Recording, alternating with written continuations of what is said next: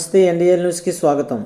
పీఠాధిపతి డాక్టర్ ఉమర్ ఆలీసా కష్ట సుఖాలను మానవుడు సమభావంతో స్వీకరించాలని, అలా చేసినప్పుడే అతడు జ్ఞానిగా రూపాంతరం చెందుతాడని పీఠాధిపతి డాక్టర్ ఉమర్ ఆలీసా అన్నారు.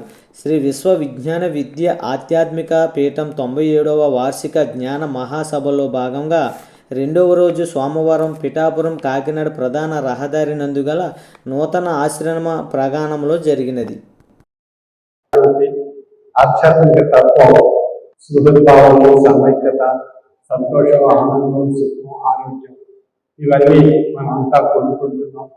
ఆ కోరుకునే దిశగా మన యొక్క ప్రయాణం భగవంతుని యందు దృష్టి కేంద్రీకరించి ఆ భగవంతుని యొక్క ఆశీస్సులు పొందాలి అని చెప్పి మన యొక్క దినచర్యలో మనం ఆయా మత ధర్మాల వారు ఆయా ప్రార్థనా విధానాలు అనుసరించి భగవంతుని యొక్క ఆశీస్సుల ద్వారా మన యొక్క దినచర్యలో ఉండేటువంటి ఆయా కార్యకలాపాలన్నీ సఫలీకృతం కావాలని మనందరం కోరుకుంటూ ఉంటాం.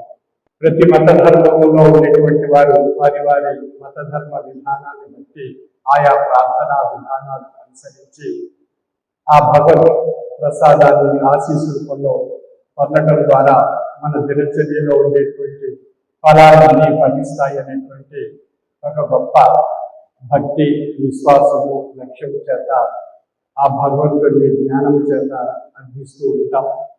ఆ దినచర్య మనకు సౌకర్యవంతంగా, ఆనందకరంగా, సంతోషంగా సాగినట్లయితే ఆ భగవంతుని యందు మరింత మనం విశ్వాసపాత్రులై ఉండి మనం జీవనయాన్ని సాగిస్తూ సంతోషంగా గడుపుతూ ఉంటాం.